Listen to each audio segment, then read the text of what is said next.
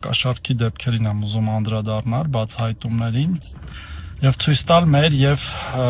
ընդդիմադիր մի շարք ուժերի տարբերությունները։ Ուղիղ եթերում տեսած կլինեք վարչապետի վերջի այցերի ժամանակ, թե ինչպես են քաղաքացիները մոտենում վարչապետին իրենց սովորաբար անձնական, երբեմն էլ համակարգային խնդիրներով եւ մեր թերացումներով իհարկե մենք զբաղվում ենք եւ այնպես չի որ անթերի ենք, բայց երբ որ անձնական խնդրանք է հնչում, վարչապետը ուղիղ պատասխանում է նրան, որ հիմա գործում է բարեգործության արգելքը եւ ես չեմ կարող նույնիսկ անդրադառնալ ձեր հարցին, նույնիսկ իր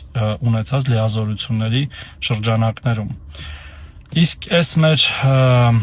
հարգելի կամ ոչ այդքան հարգելի ընդդիմադիր ուժերը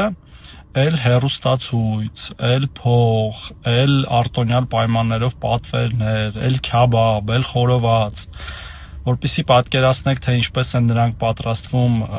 ընդհանրապես կառավարել երկիրը, եթե դառնան իշխանություն, այդ ամբողջ ծախսը տասնապատիկ հետ բերելով, ու միշտ այդպես եղել։ Բոլոր ընտրակաշառք բաժանողները միշտ տասնապատիկ, հարյուրապատիկ հետ են ստացել ժողովրդից, երկրից, ու մենք հիմա տեսնում ենք այդ ապօրինի գույքով վերադարձումների շրջանակներում։ Ու ամենահետաքրքիրը գիտեք որն է, որ երբ որ լսում ես, որ օրինակ ինչ որ մարդը այս կամ այն ընդդիմադիր ուժի օգտին ինչ որ գործողություններ իրականացնում ու հարցնում ես, իսկ ինչա գաղափարներն է կիսում կամ այլ բան է կիսում իրանց հետ, չէ, ինչ գաղափարներ, փողով անում է։ Հիմա տղաներ եւ աղջիկներ, ով որ փողով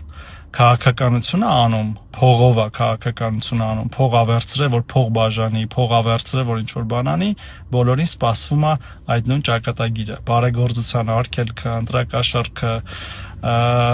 ընտրակաշառք բաժանողներին սպասվում է այս ճակատագիրը կամ բարեգործության արգելքը խախտողներին, այնպես որ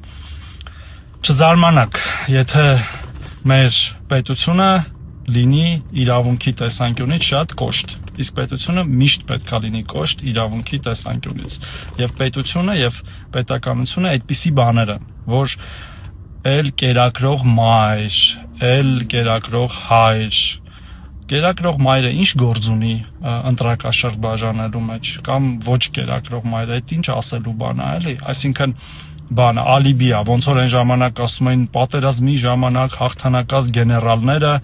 իրավունք ունեն օրինակ ինչ որ մի հատ քաղաք պահել ճորտի կարգավիճակում, հա, այդ եք ուզում վերադարձնեք, որ կերակրող մայրերը կարողանան